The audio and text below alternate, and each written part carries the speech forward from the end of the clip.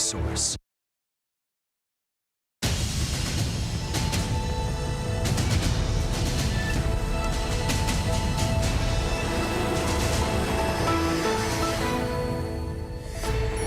Nearly 1 week after that massive oil pipeline leak off the coast of Southern California, wildlife specialists are working desperately to save birds and other animals impacted by the spill.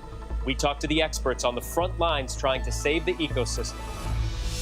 Progress on the pandemic as new COVID cases fall below 100,000 for the first time since early August. Could we be turning the corner on the Delta surge, or will the virus adapt? And new signals from the CDC that COVID vaccines for children 5 to 11 years old could be authorized in a matter of weeks. The images across the country of store shelves going empty as grocery stores and retailers struggle to keep products in stock, a problem that could extend into the holidays, and a warning sign on the economy as the monthly jobs report shows hiring has slowed. What's keeping workers on the sidelines? Rebecca Jarvis joins us to break it down.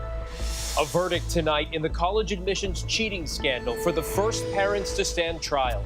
2 fathers found guilty, each convicted of paying hundreds of thousands of dollars to get their children into USC, posing as athletic recruits. We'll have the latest. Welcome to Comic-Con. The return of Comic-Con. Pop culture and superhero fanatics unite once again, many in full costume in New York City for the first time since the pandemic. Will Gans brings us the sights and sounds from the pop culture convention. And he's a little dog with a lot of love to give. Meet Chippy the dog. With more than 17 billion views and counting, the scribe behind Chippy explains the heartwarming message behind the gifts. You said Chippy isn't even the main character here, so who is? I think that's important. It's really you. It's the viewer.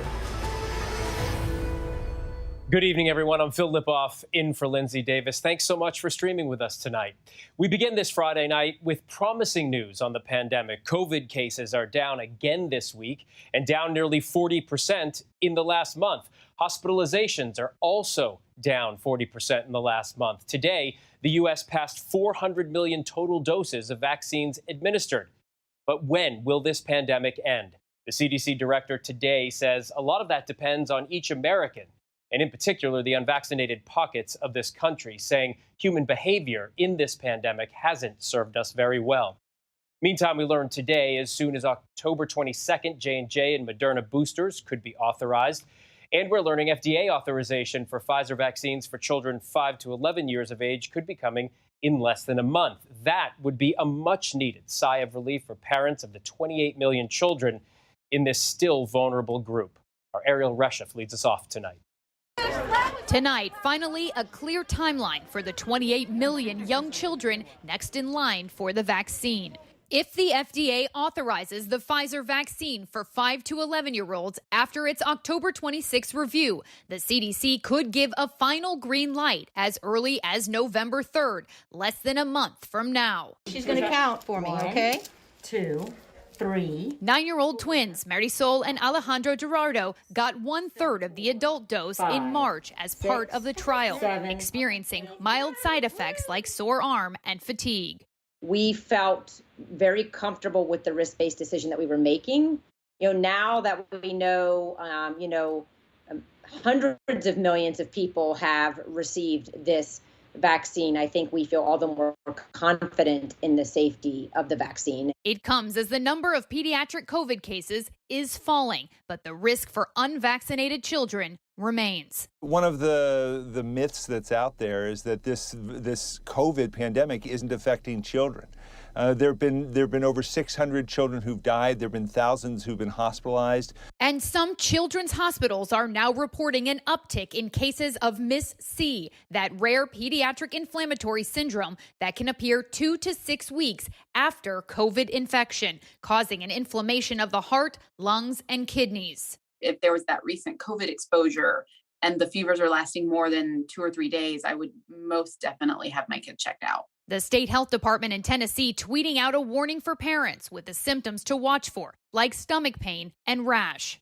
6-year-old Zaire Bell of Utah went from healthy to critically ill in just 36 hours, nearly dying. How can something like that take over your kid's life in like a week? I'm not understanding that.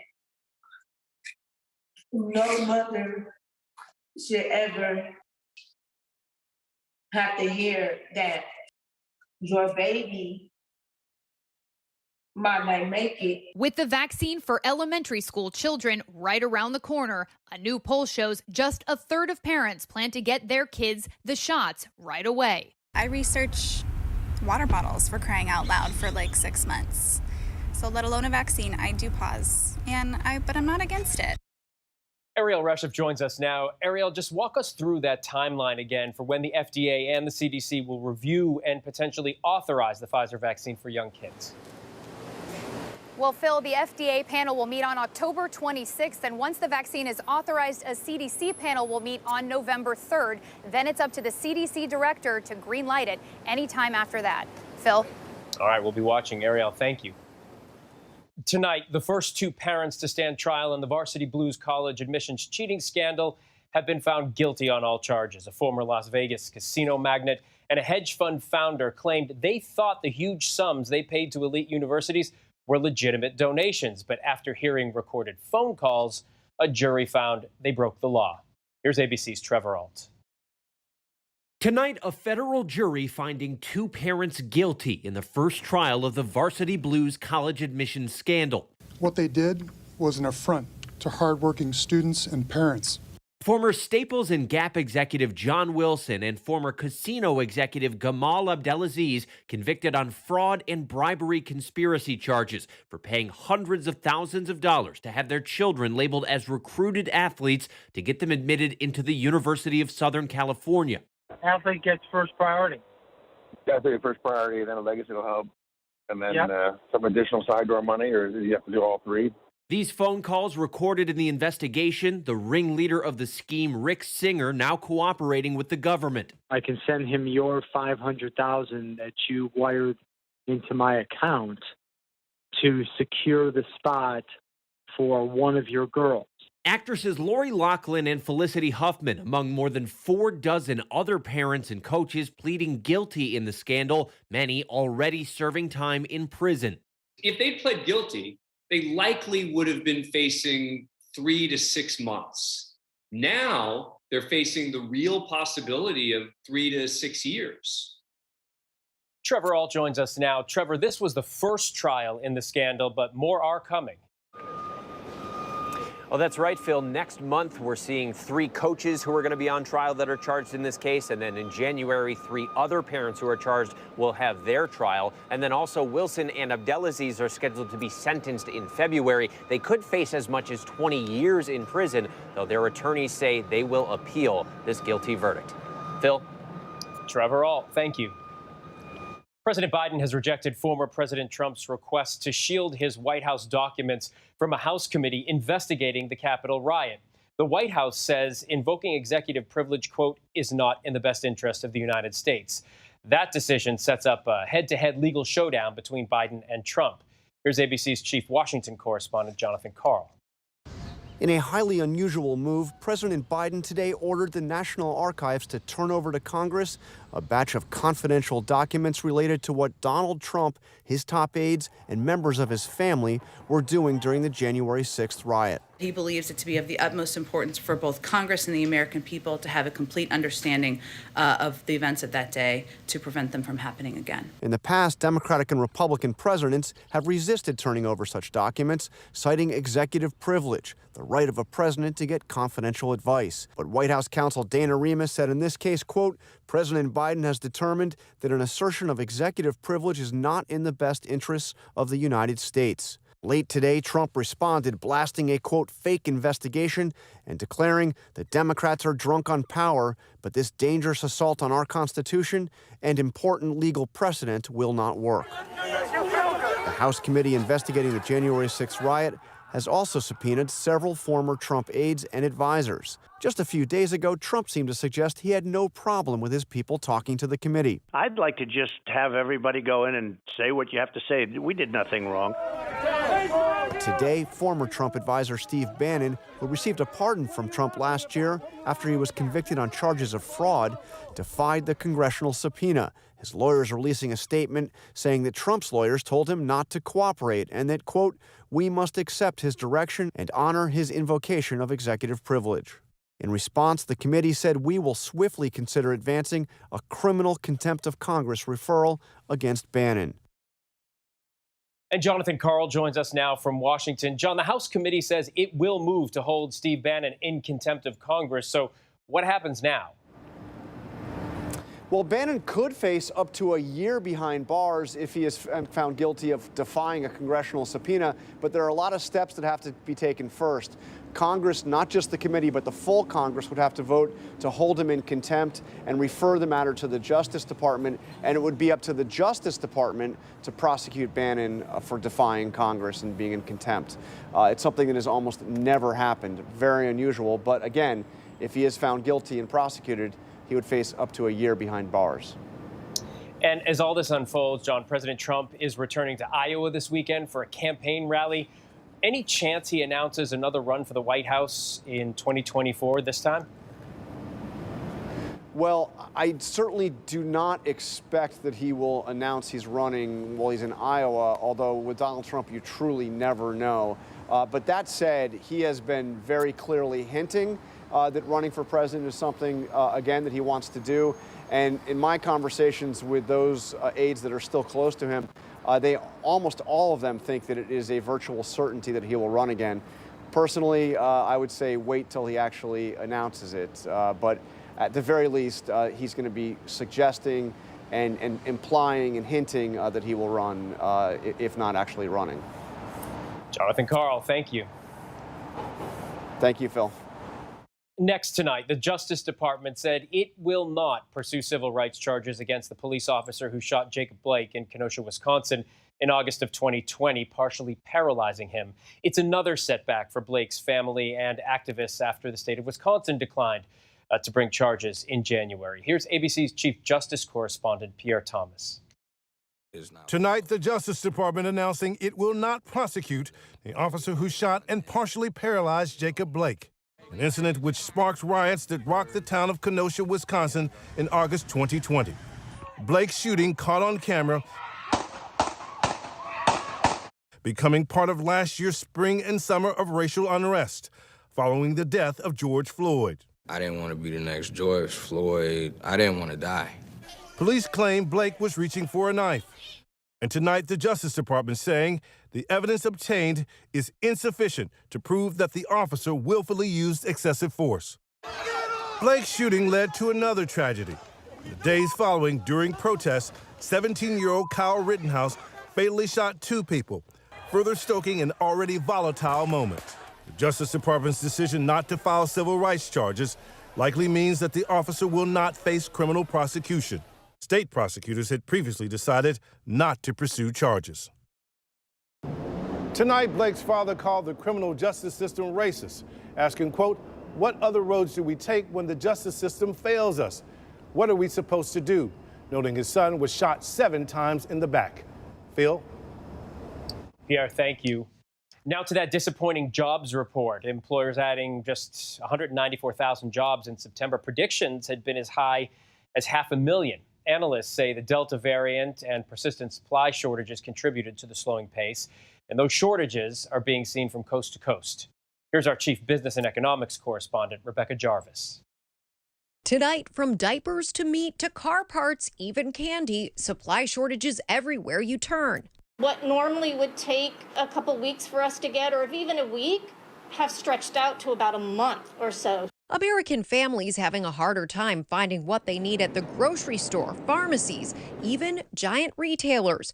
Analysts already sounding the alarm to hurry up and finish those holiday wish lists. I think we can expect this to get worse before it gets better. And so for people who are looking forward to the Christmas season, I think it makes sense to start ordering things now to make sure that you have them on time. Each piece of the supply chain under pressure. Giant backlogs at our ports, ships lined up as far as the eye can see, a shortage of truck drivers and factory workers. The cost of using shipping containers soaring up nearly 300% this year because the demand for them is so high, increasing the price retailers pay just to get their goods from Asia to U.S. shores. We're starting to see prices go up as people are willing to pay more in order to get these goods that are in such scarce supply.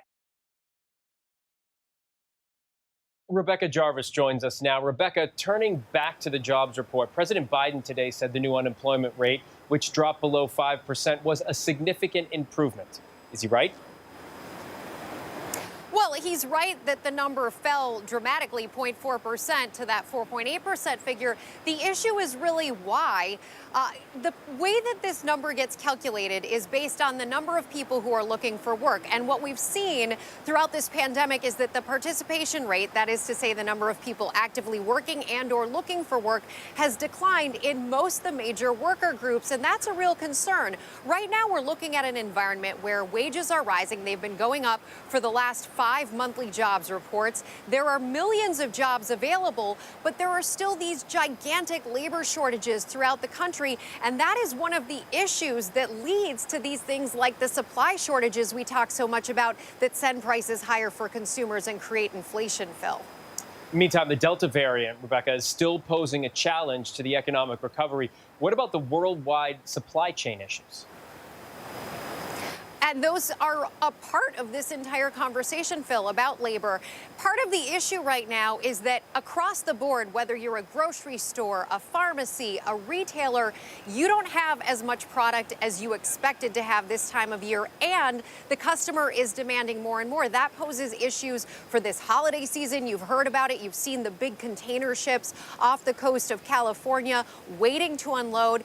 This is a problem that's just getting compounded and compounded by the shortages of labor, the fact that we have a trucker shortage, there aren't enough workers at warehouses, and that in turn, again, for the consumer means it's harder to find the things you need at the grocery store, the pharmacy, and your retailer, and it also means that prices, they continue to climb, Phil. Yeah, and that's the question on so many people's mind tonight. What is this going to mean for prices and inflation as we head into the end of the year?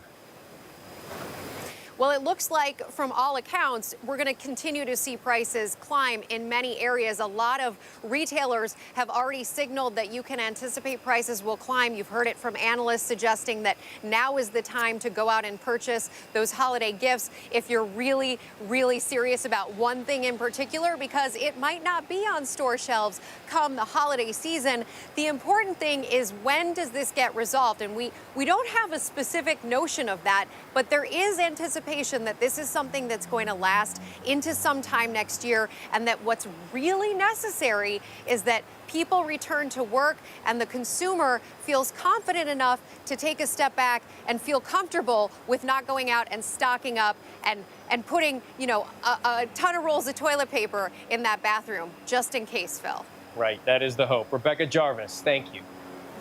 Next tonight, the death toll rising in that flash flood emergency across the Southeast. At least 5 people have now died, but this family survived thanks to swift water rescue teams in Newport City, Tennessee. A woman and 3 small children escaping through the window of their SUV carried one by one through the rushing water to safety.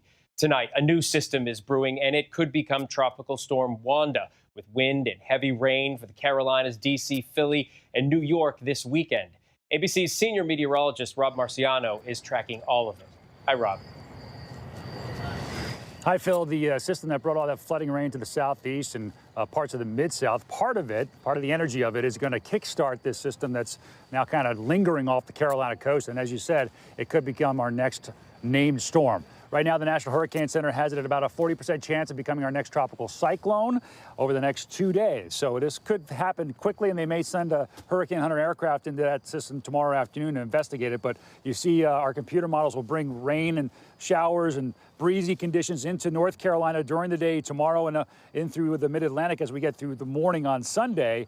And really, D.C., Baltimore, all the way up through New York City, probably see some rain and breezy conditions with this. Named or not, it's going to become a bit of a mess, especially for the Carolinas and the Mid-Atlantic. We'll be tracking it.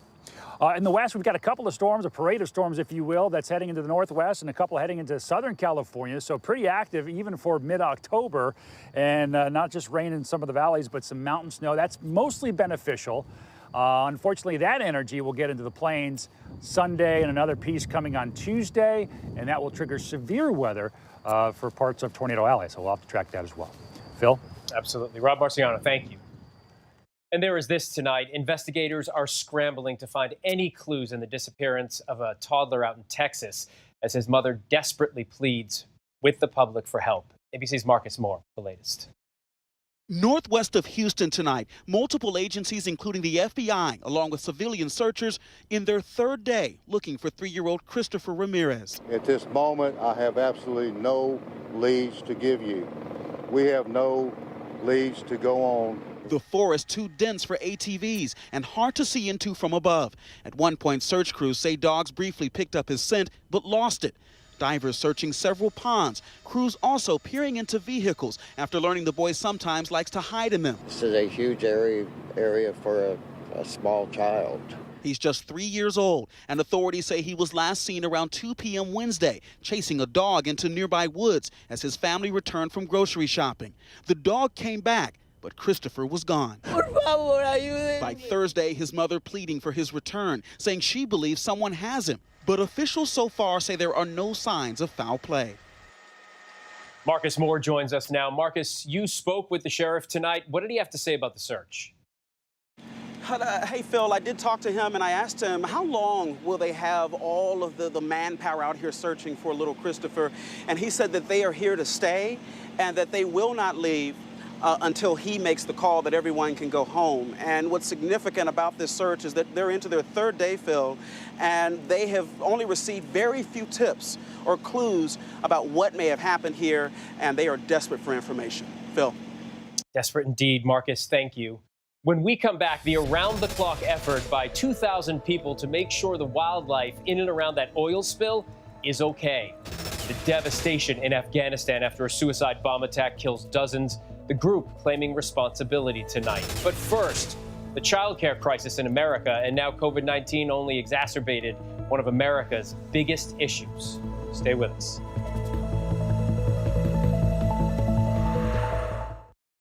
This is what being live is all about. This is ABC News Live. All right, we're gonna move back. Let's move back. We're surrounded by people squeezing into this bomb shelter. We're on an urgent delivery run. Not afraid to go there. So my question, Mr. President, what are you so afraid of? Breaking news, live events. This is the moment. Streaming straight to you, anytime, anywhere. You just met one friend right here. You're watching ABC News Live. Thanks for streaming with us. All right, here we go. You ready? Let's do it. Yes, it's the show America wants and America needs right now. This is What Would You Do? Let's go. How are you? Yeah. So what will you be watching Saturdays on ABC News Live? What would you do? Hey, I guess I just found out. The What Would You Do Marathon, 12 to 6 Eastern, every Saturday on ABC News Live. My favorite show. Admit it. These days, what you need to know seems to change just about every day. What is it that you really want to know, need to know? To help you not just get through your day, but to make the most of it. Feel smarter. Feel better. Feel happier. Well, how about a third hour of Good Morning America? GMA 3, what you need to know. Now streaming on ABC News Live.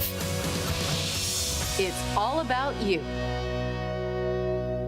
This is American history. A violent white mob, a brutal attack, 300 black Americans killed right here in America. Now, it is time to uncover Tulsa's buried truth. The gripping story brought to light in a new podcast from ABC News. Available now on Apple Podcasts, Spotify, or your favorite podcast app. Sex, gambling, fraud, betrayal, and murder. Cutthroat Inc., the podcast. A family on a mission to find their son.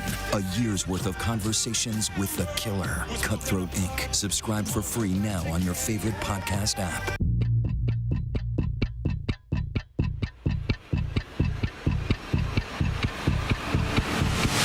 24 Hours, Assault on the Capitol, the ABC News original, exclusively on Hulu, now streaming. Now with so much on the line, more Americans are turning to David Muir and ABC's World News Tonight than any other program across all of television. Welcome back, everyone. Now to the ongoing battle over America's childcare system, what some lawmakers are calling our human infrastructure. It's an industry so vital to our society and our economy, and now it's on the brink. Tonight, we are bringing in our former colleague, Amna Nawaz, now chief correspondent of PBS NewsHour and host of the upcoming PBS NewsHour primetime documentary, Raising the Future, the Childcare Crisis. Amna, thanks so much for being with us tonight. Hi, Bill. Thanks for having me. Childcare has not always been a focus of lawmakers, quite frankly, the media either. Why do you think it's getting more attention now at this moment, and why has it become such a flashpoint? You know, Phil, for any parent down there, we're not telling them anything they don't already know. Childcare is incredibly expensive. It's hard to find, and often it's a combination of the two. And I think what the last year, the pandemic year, really revealed was just how fragile the entire American childcare system really is. When all those childcare centers shuttered, when tens of thousands of childcare workers, disproportionately women, and half of them women of color, overworked and underpaid, lost their jobs, and parents were left to figure out what to do on their own, it really revealed just how dysfunctional our system has been. Got a lot of people asking the question, why is it that way? Does it have to be that way? And what can we do to fix it? So that's exactly what we set out to unpack in this hour-long PBS special, is what happens now. Yeah, and you take a real in-depth look. You report that during times of war, the United States actually had a national childcare system that worked. So why did we abandon that model? That's absolutely right. This was an interesting piece of history even I didn't know about. During World War II, men went off to fight, women went to factories, and Congress said, hey, we need to take care of America's children. They set up thousands of national child care centers, taking care of over 500,000 American children. When the war was over, they got rid of them. But the crisis did not go away. Of course, years go by. There's different forms of child care reform that's usually associated with poverty reform or welfare reform, really focusing mainly on low-income Americans. But the truth is that child care is a problem for all families, regardless of your background, unless, of course, you are independently wealthy. And we should also point out, under President Nixon, there was a bipartisan effort to create a system of national child care centers.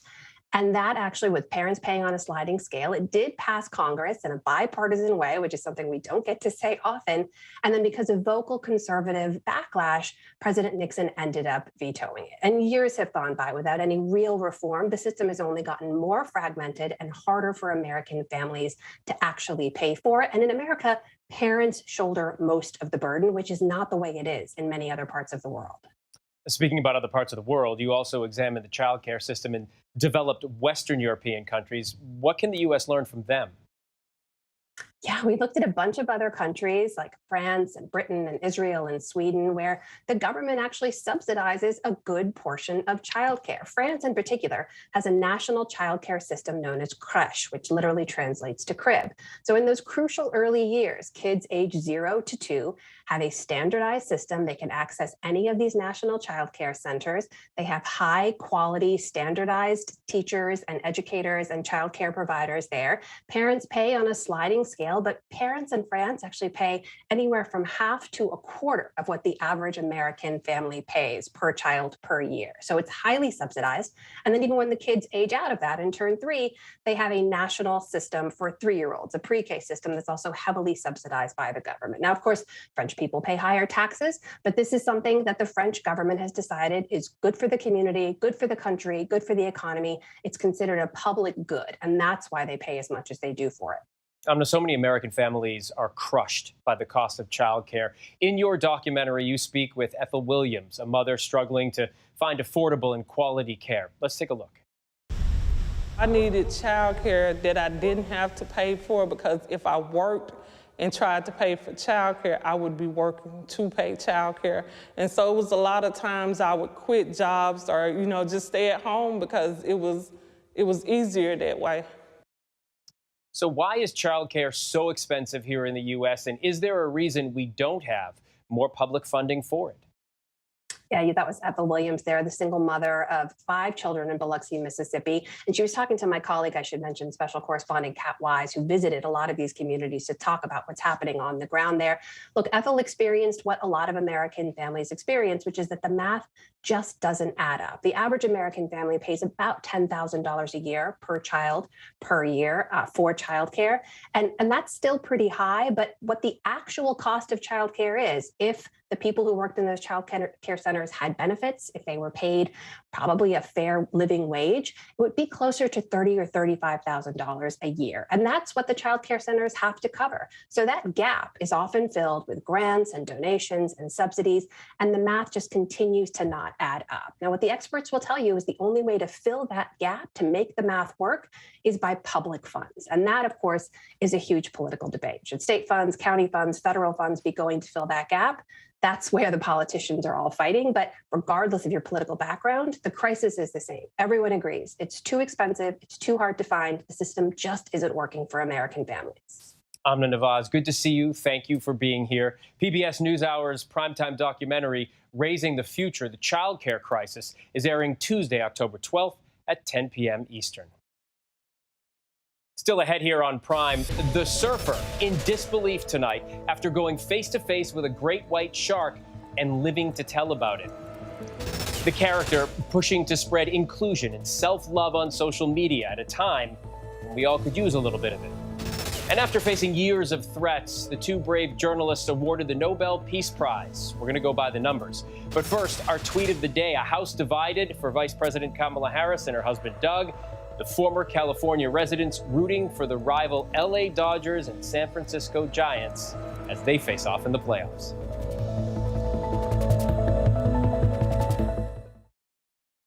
It was an extraordinary story. A computer salesman was supposed to report to prison to begin a 17-year sentence. They let him turn himself into jail with no escort. No one thought he would run.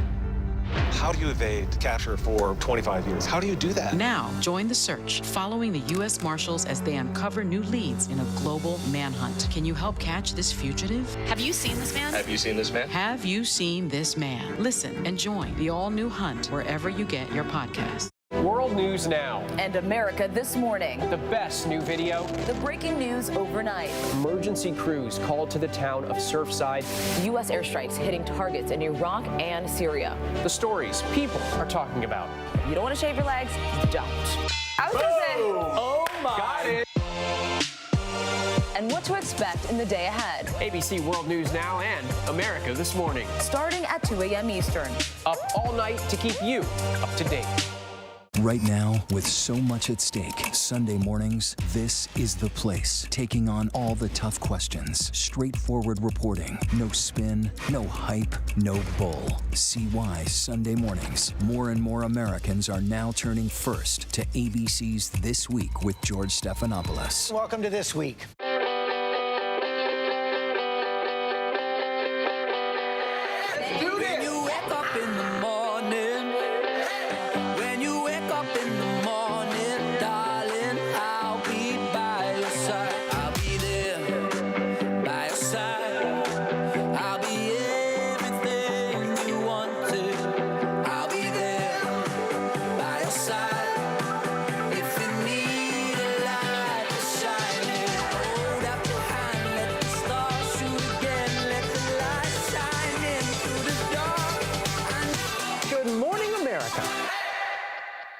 This is what being live is all about.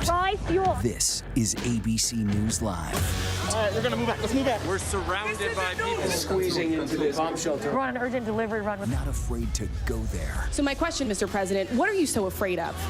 Breaking news, live events. This is the moment.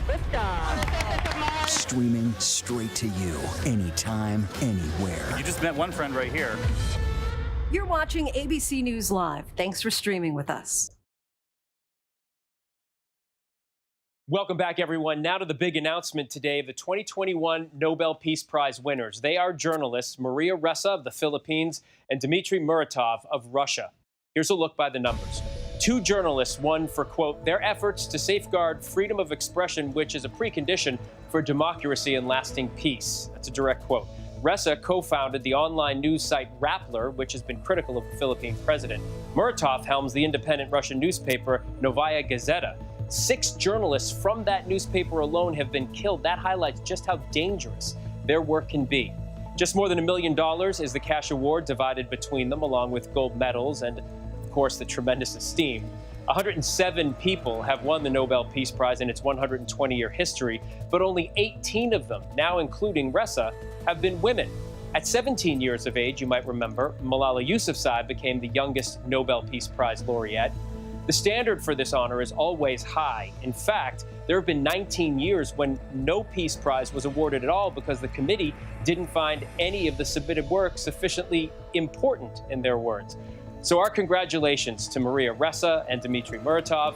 We appreciate our freedom of the press, of course, and we are in awe of what you do.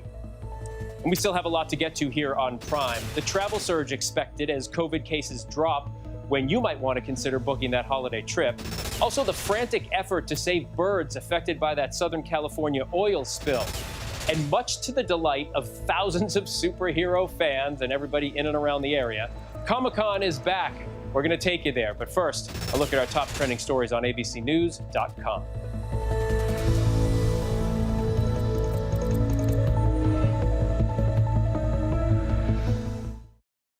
An extraordinary story. A computer salesman was supposed to report to prison to begin a 17-year sentence. They let him turn himself into jail with no escort. No one thought he would run. How do you evade capture for 25 years? How do you do that? Now, join the search, following the U.S. Marshals as they uncover new leads in a global manhunt. Can you help catch this fugitive? Have you seen this man? Have you seen this man? Have you seen this man? Listen and join the all-new hunt wherever you get your podcast.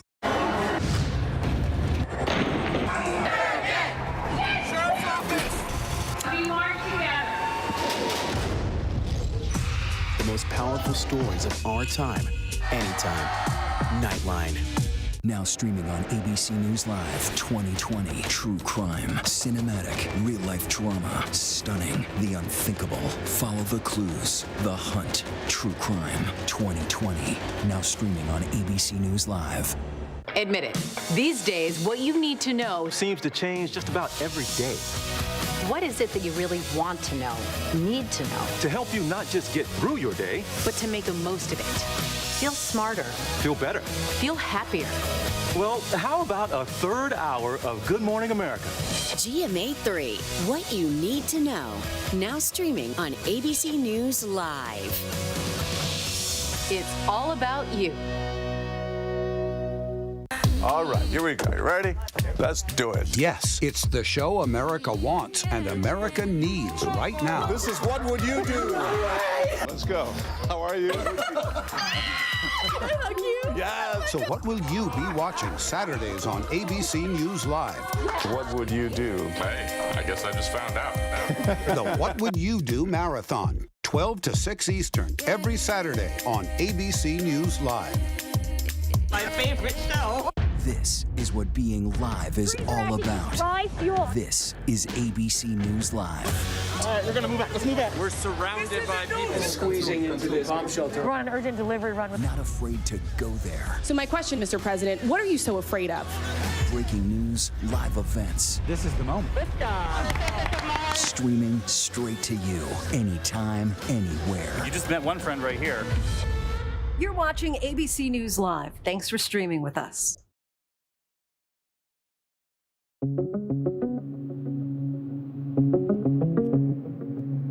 We are looking at more flights during the holidays than at any other time during the pandemic. United Airlines planning to fly 3,500 domestic flights in December every single day, nearly the same number of flights as 2019 pre-COVID. United is seeing 16% more searches than before the pandemic. Numbers appear to be heading in the right direction, with more Americans getting vaccinated, with daily COVID hospitalizations down more than 13% in the last week. The House Select Committee investigating the deadly January 6th attack on the Capitol has been hard at work. Since late September, the committee sending 3 rounds of subpoenas to several people who allegedly had a role in planning that day, including 11 people who helped organize the so-called Stop the Steal rally. Many of those individuals are expected to comply. Today, the Biden administration blocked the attempt by former President Trump to keep Trump White House records away from the House Select Committee investigating the January 6th attack. California surfer Eric Steinle sharing his harrowing survival story after fighting off a great white shark. I was in a lot of pain and still thinking, I'm either going to lose my leg or I'm going to die. The 38-year-old was on his surfboard Sunday when he felt the bite. I just felt this heavy thing pull on me, and it was like a clamp right around my leg. Under the surface and bleeding, Steinle fought back. So I punched this thing, and you can see just from grazing its teeth.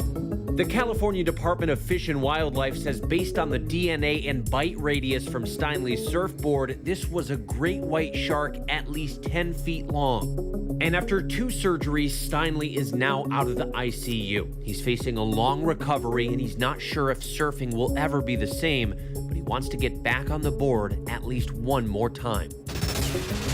In Afghanistan today, a suicide bombing at a Muslim house of worship. At least 50 people killed, more than 100 wounded in an explosion during prayers at a Shia mosque in the city of Kunduz. ISIS-K claiming responsibility. That's the group behind the explosion, killing 13 U.S. service members at Kabul airport in August. The deadly attack coming as the U.S. and Pakistan hold difficult talks about the path forward in Taliban-ruled Afghanistan. Hello, it's me. Hello is right. Adele is back. The 15-time Grammy winner, looking like a movie on the November covers of both American and British Vogue, making her the first cover girl simultaneously on both magazines in the brand's 129-year history. The world's most fleetingly glimpsed megastar, as Vogue dubs her, giving her first interview in 5 years. Adele reassuring fans she's still the same person she was before losing 100 pounds. It was this photo she shared that caused an uproar in 2020 on her 32nd birthday, revealing a healthier, slimmer version of herself. Adele saying, "I understand why it's a shock. I understand why some women especially were hurt. Visually, I represented a lot of women." Admitting her feelings were hurt too, because the most brutal conversations were being had by other women about my body. Adele setting the record straight on her personal life too, saying 99.9% of the stories that have been written about me are absolutely made up. Confirming her new love with high-powered sports agent Rich Paul, saying, "I'm a 33-year-old divorced mother of a son who's actually in charge. The last thing I need is someone who doesn't know where they're at or what they want. I know what I want, and I really know what I don't want." What her fans want is new music, and she is ready to share. Now to the latest on that oil spill. It's been roughly 1 week since that pipeline burst, sending thousands of gallons of oil rushing into the ocean off the coast of Huntington Beach out in Los Angeles. Tar balls of oil, as you see here, were found yesterday as far away as San Diego, putting new beaches and new wildlife at risk. While the investigation into what happened could take weeks, tonight, wildlife rescue teams are frantically searching for birds and other wildlife that may have been impacted. Joining us now is the director of UC Davis's Oil Wildlife Care Network, Dr. Michael Zaccardi. Doctor, thanks for your time. I understand you and your partner organizations you work with have nearly 2,000 trained people to mobilize whenever an oil spill occurs in California. I can't even imagine, but tell us, what has this last week been like? This last week has been an amazing outpouring of attention, an amazing coming together of the network that we have built since 1994 in California. We've had literally more than 50 people on the beaches, combing them, looking for animals that might have been affected during this disaster, stabilizing them, transporting them back to the facility I'm in today, and spending great deals of time and attention really trying to save each and every animal collected during this accident. Well, for our viewers who might not be aware, and there is the obvious here, but how does the oil really affect wildlife? Yeah, oil can affect wildlife in many different ways. The one thing we're most concerned about right now is the short-term effects, especially in birds. And with birds, they're particularly sensitive to oil. If you think of feathers almost like a dry suit, it's the interlocking structure of the feathers that keep the water out, and it keeps a warm layer of air next to the skin. What happens when oil gets on that feather, the feather structure, it breaks down. Water seeps next to the skin, birds get cold, and they have to come out of that aquatic environment to stay warm. That's where they're at danger of either dying or becoming very sick due to the oil exposure. Okay, so once you are able to rescue that bird, what happens next? What's the process? Yeah, so it's an extensive process. Our trained professionals are out there using specialized capture techniques, getting them quickly, bringing them to a purpose-built field stabilization site that we have. There, they're getting basic first aid, almost like a MASH unit. They're getting fluids, they're getting warm, they're getting a bit of time to be able to overcome the rigors of being oiled and cold in that environment. They then come to this facility where we do full medical examinations. We actually collect evidence and information from every animal that comes through, then continue giving them warmth, giving them fluids, giving them good nutrition until they're strong enough to be able to then wash the oil off of them.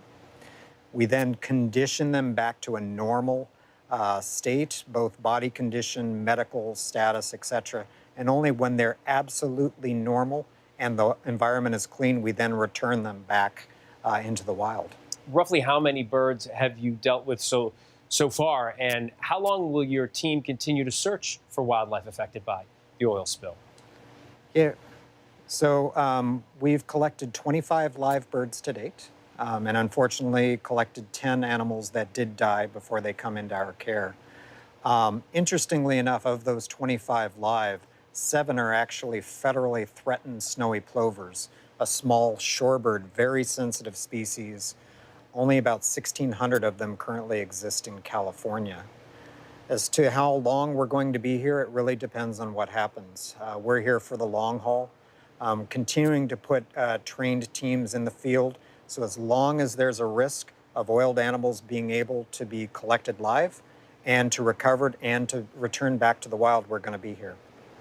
Finally, taking a step back for a moment, how do you believe climate change might be impacting your work and what your team does on a daily basis?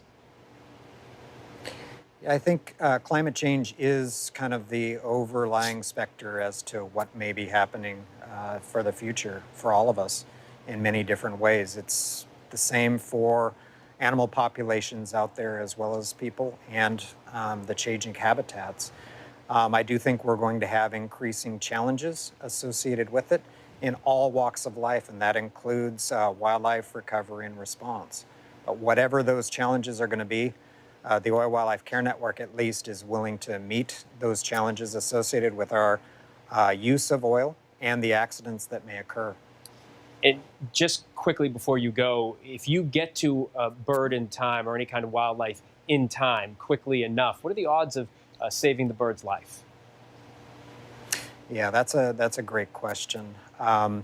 Based on the system that we have in place here in California with the almost 2,000 people we have pre-trained, with 12 purpose-built facilities, with 44 organizations all working together during spills, and with that program fully funded by the California Department of Fish and Wildlife and run by the world's best veterinary program, we've been successful in returning between 50 and 75% on average of those animals we collect live back into their natural habitat. Oh, that's spectacular. Dr. Michael Zaccardi, thank you so much for your time tonight and your organization's tireless efforts to continuously save wildlife. It's good to speak to you. Thank you. Thank you very much for the invitation. There's been a lot of discussion during the pandemic about mental health, and especially this past week when it came to the impacts of social media on mental health. One Scholastic executive in children's publishing has found success using that tool to spread inclusion and self-love with his own pet project. You'll see what we did there in just a minute. A collection of gifts and now 2 books featuring a little dog named Chippy. Joining us is Chippy's self-described scribe, David Vozar. David, thanks so much for being on the show. Hey, thank you so much, Phil. I appreciate it. All right, so you already have a full-time job. What was the need that you saw that made you embark on this one-person project in creating Chippy, and why gifts? It wasn't. It was more curiosity about social media. But once I got there, I felt like I really wanted to push back on all the negative energy that I was feeling on the platforms, and especially its effect on tweens and teens specifically. And it really motivated me to keep going and keep developing this character. And gifts, I like to call gifts are like 3-minute feature films. They start and end the same, but they sort of have to tell a story and communicate very quickly, which I think is in line with how people are digesting content now on the phone and online. When I saw Chippy for the first time, I immediately thought Chippy was adorable, as apparently do millions of other people. Why Chippy, and how did you create it? Yeah, Chippy was my dog when I was a kid. And I created him basically, I've just been drawing him ever since I was little. And in my professional life, I would draw little messages on the layouts that would be circulating. So it felt like a natural to sort of bring him along into the social media world. And I was too shy to sort of enter that world as a person at the beginning. So this was a sort of a surrogate for me to create this character. Well, you certainly focus on Chippy and the message, but you said Chippy isn't even the main character here. So who is? And what's Chippy's message?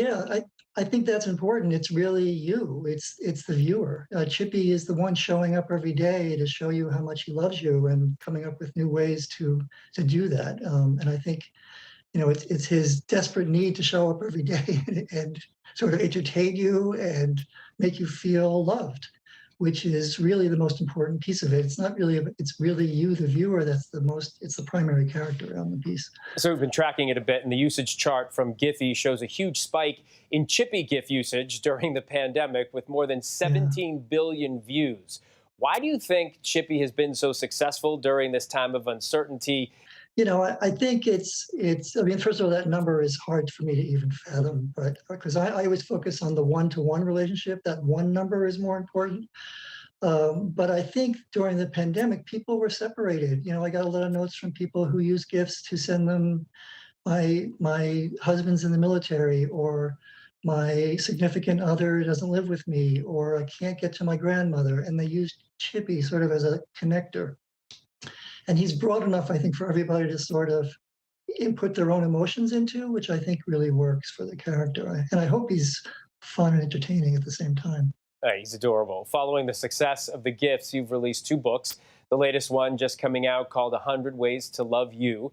Thinking back on all the responses you've received over the years from fans of Chippy and now the books, what do they say the impact was on their lives? It depends. It's situational. There could be people who've lost a loved one. I mean, it gets pretty heavy. There are people who lost their pets. There are people, if I could share with you a quote, some quotes I pulled from that were sent to me. Sure. I had a real awful few months of mental health wise. Honestly, some days Chippy is all that's gotten me through. I'm scared all the time, but Chippy is so sweet and kind and always filling my dash with positivity. I can't tell you how much it means to find something to smile about on a really bad day. Or how's that make you feel? I mean, hearing that from people, life-changing. It's tremendously motivating, and it's also a huge responsibility that I feel, because he has to show up every day. I think that constancy is what people need, and that's why I sort of power myself through to keep coming up with ideas and new creative. Well, those are all beautiful comments. You've described yourself as Chippy's scribe as opposed to his creator. Why scribe? Yeah. Well, because I'm not really his creator. I'm channeling his message. I mean, the idea is that this dog, who, if you ever looked into a dog's eyes and you see those eyes of unconditional love, they would do anything. And this is him trying in as many ways as possible to express that to you. So I'm sort of interpreting his love for you into the gifts that we work on. Well, it's amazing. I'd only seen a few, but I did a kind of a deep dive into as many as I could today. And you do have a feeling, you smile inside and out. So thanks for that. And so many people thank you. David, thanks so much for joining us on the show. Thank you so much. I really appreciate it. Absolutely. Anytime. And you can find David's 2 books on his Chippy the Dog Etsy page and on Amazon. David, thank you. Yes, thank you, Phil. Take care. Coming up next on Prime, the sights and sounds of the first Comic-Con since the pandemic began. And here, masks are no longer just for fun. Stay with us.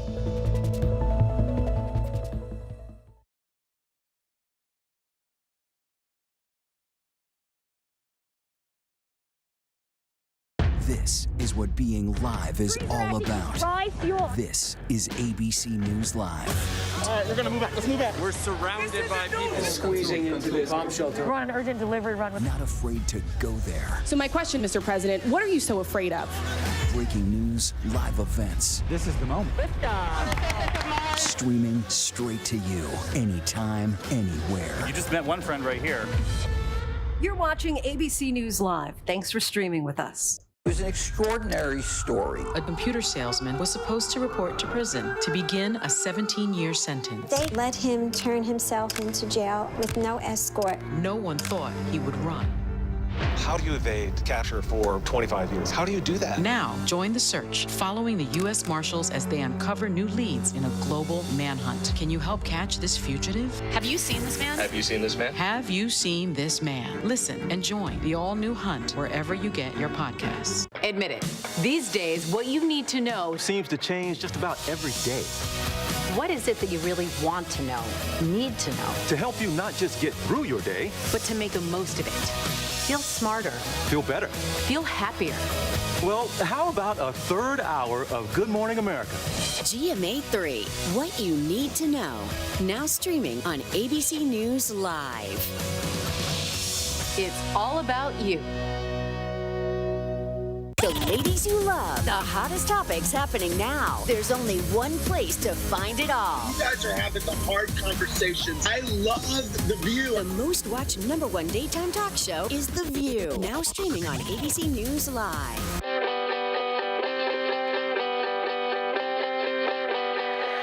When you wake up in the morning, when you wake up in the morning, darling, I'll be by your side. I'll be there by your side. I'll be everything you wanted. I'll be there by your side. If you need a light to shine it, hold out your hand, let the stars shoot again, let the light shine in through the dark. Good morning, America. More Americans choose ABC News, America's #1 news source. Welcome back. Pop culture enthusiasts and superhero fanatics alike are together once again after more than 800 days since the last New York City Comic-Con. Despite the long break because of the pandemic, costumes, as always, were quite the sight. Will Gans takes us to what seemed unimaginable just months ago. Da da da da. Welcome to Comic Con. Da da da da. Travel down the road and back again. From the Golden Girls to Supergirl and everything in between, New York Comic Con is back.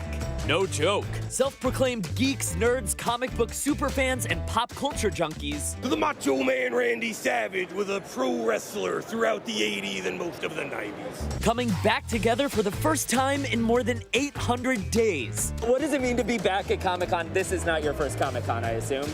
Okay, I'm gonna talk normal now, actually. Yes, Comic-Con is amazing. I've been coming for years. After last year's events were made virtual due to the pandemic, this year, a chance to show off some seriously epic cosplays. Why the Golden Girls? Well, they're timeless, and they're such pop culture icons. And so what better place to have fun with that than Comic-Con? All that passion for comics, for the video games, for pop culture, with people same as you know, and dress up, wearing what you like to wear. You said wearing something that you like to wear. Is this your go-to leisure? Saturday night, For so many, Comic-Con proving to be a family affair. Her and I just wanted to go as like a mother-daughter duo, and she said, let's go as Wonder Woman, and we did. We love the costumes, we love getting dressed up, and he loves it. Is this your first Comic-Con, Connor? No.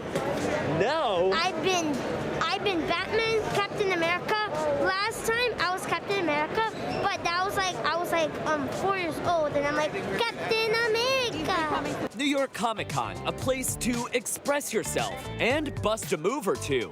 Tina Belcher does like that dance, right? She does. Can you do it? Oh, absolutely. Do you want me to hold your breads? She All does right. the dance. Or break out into song. Where in the world is Sophia Petrillo? She's right there!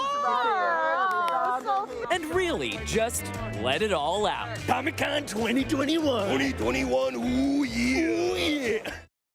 So obviously a ton of fun to be had here at New York Comic Con, but they're taking health and safety very seriously as well. Everybody who comes in the front doors has to show proof of vaccination off-site. That's how you get this green wristband. I'm talking everyone, superfans, crew, security, talent, all of us. And then once you come inside, you've got to wear your mask the entire time, social distance, and we're operating at a reduced capacity this year as well. So that means everybody can enjoy Comic Con a little more safely this year.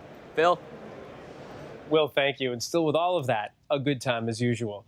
Before we go tonight, the image of the day, an interfaith gathering outside the Colosseum in Rome. Take a look at this picture. Pope Francis and leaders of many religious faiths presiding over a prayer for peace. Beautiful. That's our show for this hour. Stay tuned to ABC News Live for more context and analysis of the day's top stories. I'm Phil Lipoff. Thanks for streaming with us.